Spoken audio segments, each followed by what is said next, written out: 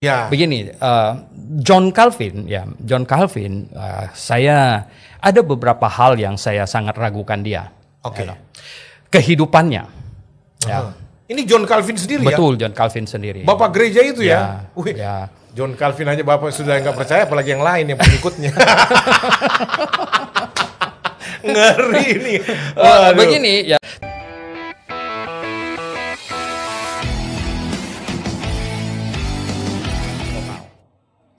Mati total. Ya, makanya U-nya itu jadi unconditional election. U-nya dari T itu unconditional election. Unconditional election itu kan berarti pemilihan yang tanpa kondisi. Jadi dipilih tanpa syarat, unconditional. Ya. Nah, jadi sepihak. Ya, boleh masuk surga. Yang sisa enggak. Gitu ya. Jadi unconditional election. Okay. Tapi orang yang tidak bersesuaian dengan tulip dianggap justru exegese. Oh ya, nah mereka begitu ya. Ya kembali lagi hutan belantara kekristenan. Semua orang yang mau keluar ke kota yang benar, kota kekal, you mesti berpikir kritis. Betul, saya pernah bahas itu Pak, karena saya bilang apa gunanya kalian melakukan penginjilan kalau tidak targetnya untuk keselamatan seisi dunia. Tapi penginjilan hanya menjadi trompet katanya. Makanya sekarang ini jarang ketemu yang Calvinisme pure, yang murni. Ya, dan akhirnya mereka modifikasi. Modifikasi lagi. Jadi Injili lah, tambah segala macam begitu. Oh begitu, tambah Injili di belakang. Oh pantes Pak. Jadi karena kalau dia ikutin alur pikirannya John Calvin, gampang dipatahkan. Itu nggak masuk akal yuk pergi menginjil. Iya. Ya. Gitu ya. Jadi bahkan itu mempengaruhi baptis loh, banyak sekali. Iya. William Carey waktu dia mau jadi misioneri ke India, ya. Ada satu gembala namanya Leland, ya. Bilang dia apa? Young man katanya, if God want to save the Indian, He doesn't need your help. Jangan pergi. Kalau Tuhan mau menyelamatkan orang India, Dia tak perlu bantuan kamu. Ini gembala aliran Calvinis. Betul. Iya. Ya oke, mungkin ini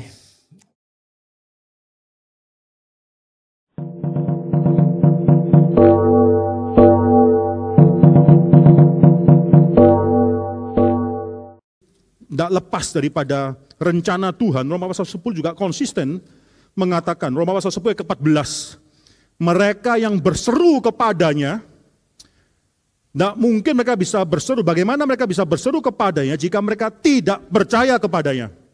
Bagaimana mereka bisa percaya kepada Dia jika mereka tidak mendengar tentang Dia? Bagaimana mereka bisa mendengar tentang Dia jika tidak ada yang memberitakannya?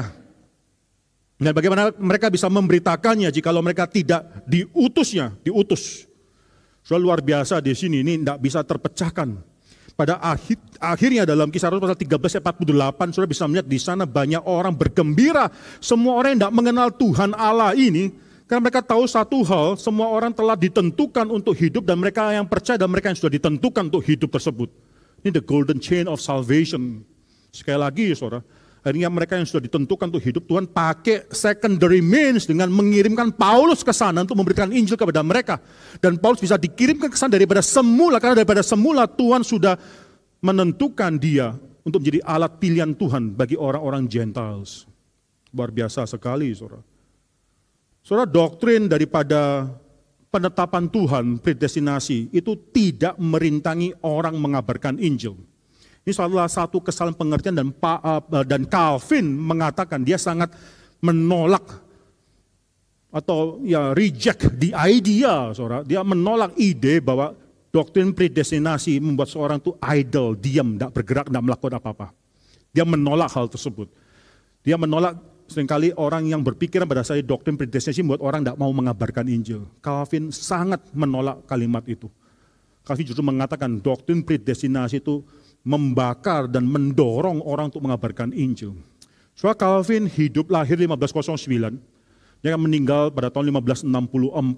Dia akan menjadi seorang reformator yang penting di Swiss, Geneva, dan Geneva itu sangat dekat sekali dengan Perancis. Perancis adalah satu negara yang dulu sampai sekarang juga dipengaruhi dengan Roma Katolik. Saudara, dalam reformasi daripada John Calvin, influence dia itu bukan cuma di Geneva tapi juga di Perancis.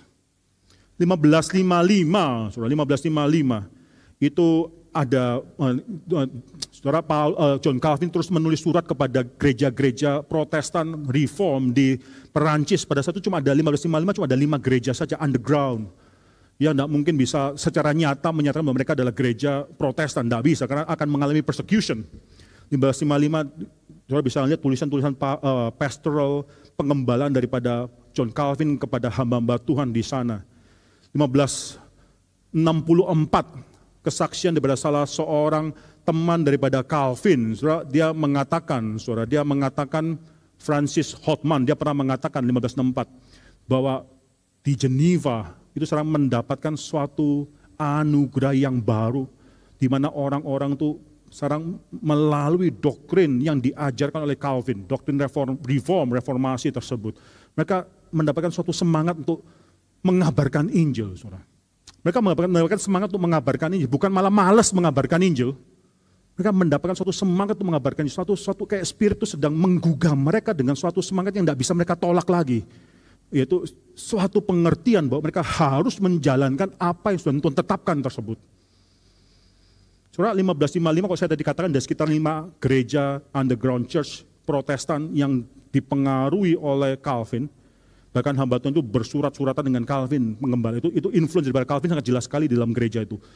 Beberapa tahun kemudian itu sudah menjadi 100 gereja. Kalau saya tidak salah mungkin 5 tahun kemudian sudah menjadi 100 gereja. Dari cuma 5 menjadi 100, saudara. Dan luar biasa sekali, saudara, kalau saudara perhatikan 1562, 7 tahun kemudian, berapa tahun sebelum Calvin meninggal, dari 5, 100, menjadi 2150 gereja. 2150 gereja, bukan 2150 jemaat ya, orang Kristen bukan. 2150 gereja di seluruh Perancis yang akhirnya mungkin setiap minggunya ada sekitar 3 juta orang Protestan yang beribadah. Perkembangan Injil yang luar biasa.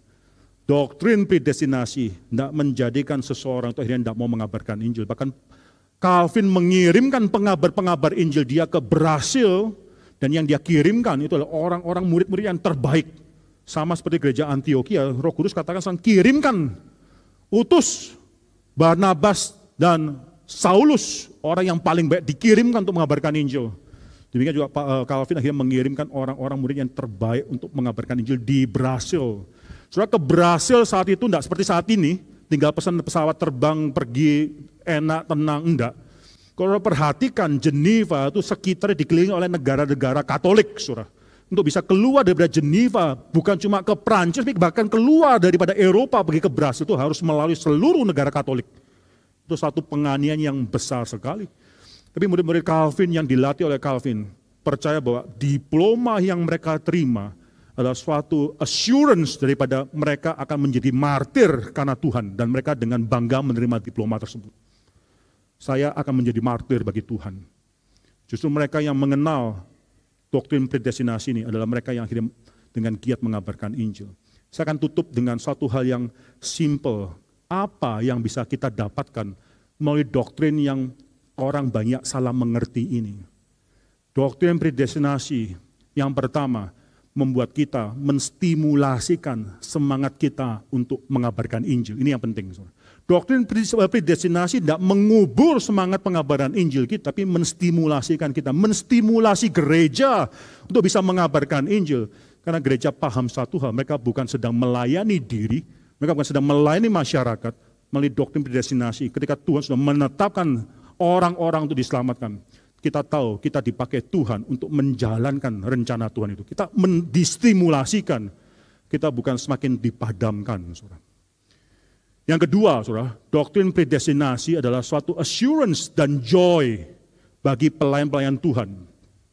Ketika kita mengalami kesulitan, Kita dalam mengabarkan Injil, kita mengalami gangguan, kita mengalami kesulitan dan apapun. Saudara, tidak ada satu assurance dan joy yang bisa kita dapatkan selain mengetahui bahwa Tuhan bukan cuma memberikan tugas itu kepada kita, tapi Dia juga berserta kepada Dia yang Tuhan berikan tugas tersebut. What a joy, what an assurance. Kalau semua ini hanyalah Tuhan berdiam diri dan terserah daripada seluruh gereja orang Kristen untuk mengabarkan Injil, mereka mungkin adalah orang yang mencintai Tuhan, maka mereka mau mengabarkan Injil Tuhan. Ada assurance apa yang bisa kita dapatkan ketika kita mengalami kesulitan dalam mengabarkan Injil? No such assurance, no such joy, saudara. Tapi bagi kita yang mengetahui bahwa semua yang akan selamat, yang dipilih tersebut adalah yang sudah ditentukan, mereka yang percaya dan mereka yang ditentukan. Tidak ada satu orang pun yang percaya tanpa ditentukan oleh Tuhan. Maka kesulitan yang kita miliki bukan cuma kita mau menerima daripada Tuhan, tapi kita bisa lalui karena yang mengutus kita tahu segala kesulitan tersebut. Dan Dia adalah Tuhan yang menopang kita melalui kesulitan. Yang pasti adalah kehendak Dia pasti terjadi melalui kita. Kesulitan kita cuma adalah suatu hal di mana kita akan lalui karena Tuhan memakai kita, mengutus kita untuk mencapai suatu hal assured pada kita, yaitu kehendak Dia pasti akan terjadi melalui kita. Yang ketiga, doktrin predestinasi itu memberikan suatu humility bagi kita semua. Tidak ada satu orang pun yang percaya yang bisa membanggakan diri di hadapan Tuhan, mengatakan ini loh, lihat saya percaya kepada engkau, karena saya adalah orang yang baik, saya bisa memilih Tuhan. Tidak ada. Doktrin predestinasi, rightly understood, memberikan pada kita suatu kerendahan hati. Bagi mereka yang percaya, mereka hanya bisa tahu, saya percaya karena saya sudah ditentukan untuk percaya. Semua kemuliaan kembali kepada Tuhan. Bagi mereka yang mengabarkan Injil, yang melayani, mereka juga diberikan suatu humility. Tidak ada satu pun kemungkinan mereka bisa menumpuk jasa. Orang ini percaya karena aku. Orang ini percaya karena pelayananku. Orang ini percaya karena pengorbananku. Hanya pada akhirnya mereka harus mengakui mereka bisa melakukan semua hal itu karena Tuhan yang telah menentukan. Dan Tuhan juga mengutus mereka. Tuhan yang berkehendak untuk mengutus mereka. Dan itu adalah semua kemuliaan kembali kepada Tuhan. Suatu doktrin yang demikian indah, ketetapan Tuhan dan pengabaran Injil itu bukan dua hal yang mutually exclusive, bertentangan satu dan yang lainnya. Saudara harus memilih satu dan tidak bisa dua-dua. Itu satu hal yang memberikan pada kita, pada gereja, suatu kemungkinan untuk bisa melayani Tuhan dengan seluruh rendah hati di hadapan Tuhan. Kiranya Tuhan memberkati kita.